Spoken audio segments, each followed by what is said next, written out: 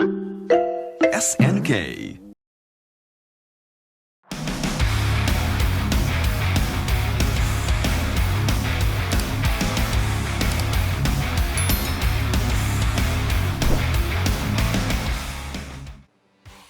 bien, bonjour à tous, on se retrouve cette semaine pour encore de l'actualité sur le Mister FPGA. On commence tout de suite avec le premier jeu qui est Cabal, donc qui est un jeu qui est sorti en 1988 en arcade.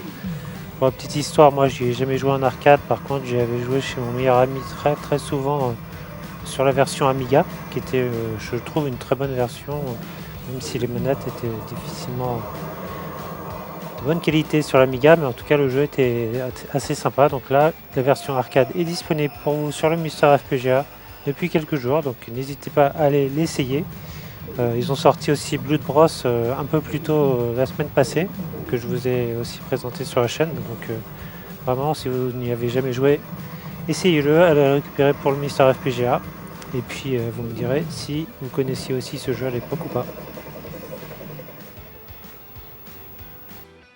Le jeu suivant, c'est Warrior Blade ou Rastan Saga épisode 3 pour les occidentaux que nous sommes. Et l'autre Warrior Blade, c'est la version japonaise du jeu, donc qui est sorti chez Taito en 1991. Donc ça, c'est un corps qui fonctionne avec le même corps que Darius, Darius 2. Donc qui dit Darius 2 dit deux écrans. Donc c'est un jeu qui se joue sur deux écrans. Donc là, je voulais filmer sur mon écran LCD parce que sur le Mister FPGA, sur le CRT, ça rendait pas du tout. Donc là, vous avez la version double écran, donc widescreen assez large. Donc on voit vraiment bien où on va et ce qui vous arrive sur la tronche. Le jeu est pas formidable graphiquement, par contre c'est un bon petit jeu de beat'em all, je trouve, qui est pas trop mal fait. Il y a des boss quand même assez impressionnants, comme on peut le voir à l'écran.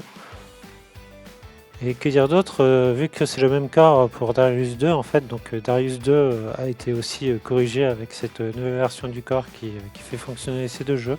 Donc vous pourrez à la fois profiter de ce nouveau jeu sur le Mister et aussi d'amélioration et de correction de divers bugs sur Darius 2 en double écran aussi. Et donc voilà pour les deux premiers jeux cette semaine.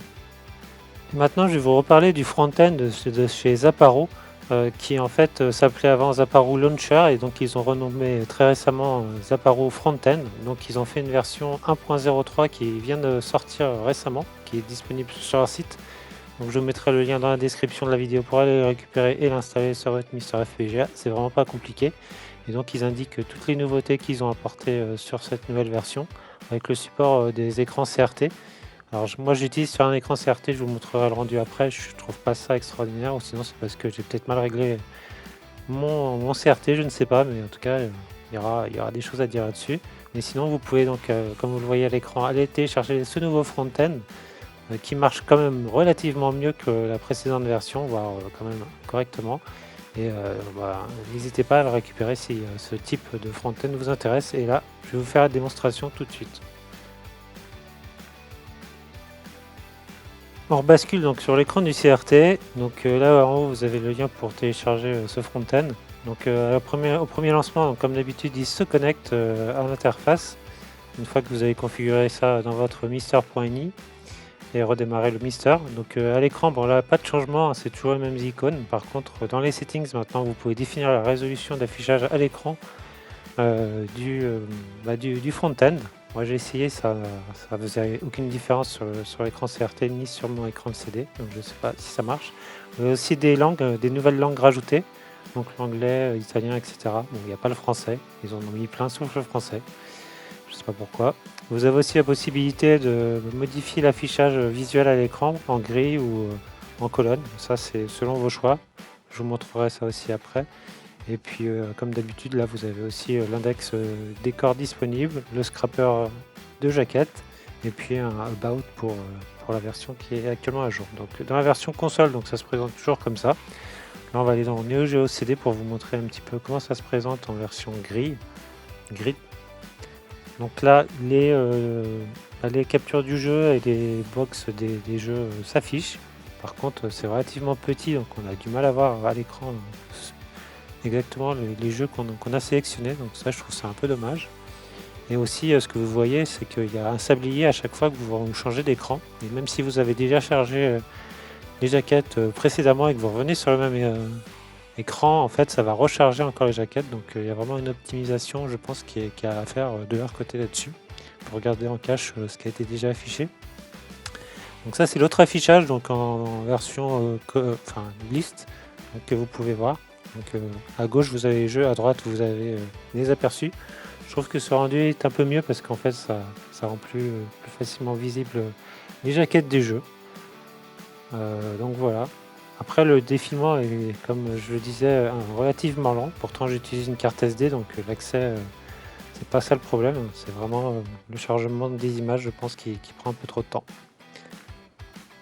Donc là, j'ai testé un jeu pour lancer depuis le corps Neo Geo CD. Bon, j'ai mal configuré le corps, donc ça s'est pas lancé correctement, mais en tout cas, il a démarré le corps comme il faut. Un autre point aussi important, c'est que le corps 3DO, par exemple, est pris en compte dans ce front-end, mais je ne suis pas parvenu à lancer les jeux depuis le front-end, ça marchait pas. Il les voyait bien, ils étaient listés, mais le corps ne se lançait pas. Et il y a plus d'autres corps où ça se produit pour l'instant.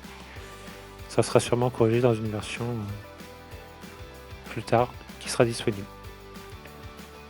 Donc là, j'ai retenté avec la Neo Geo CD de lancer un autre jeu directement. Vous allez voir que ça marche sans problème. Et le point aussi important qui a été fait, c'est quand vous voulez changer de jeu. Avant, il fallait redémarrer l'interface front-end. Là, en fait, depuis l'interface OSD, vous allez voir qu'il vous propose de soit lancer un autre corps, soit de retourner dans le front-end directement. Donc vous faites front-end et puis vous revenez dans le menu Zaparo où vous étiez précédemment pour choisir un autre jeu ou quitter ce menu si vous voulez tester une autre console par exemple. Donc voilà, ça c'était pour la version aussi portable. Donc globalement, c'est à peu près tout pareil.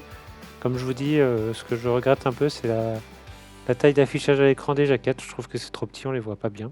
Et aussi la lenteur d'affichage des jeux. Il y a beaucoup trop de loading, ce qui rend l'expérience pas très agréable. Donc au final, moi je vous montre ça pour vous informer que c'est disponible.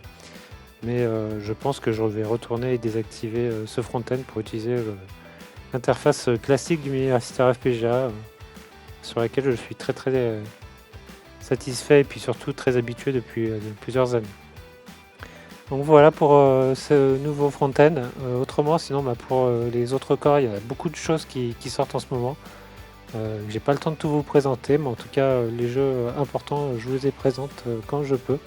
Donc désolé si je ne suis pas à jour de l'actualité du Mini-Star FPGA, mais il y a un peu trop de choses qui sortent en ce moment et moi je manque de temps.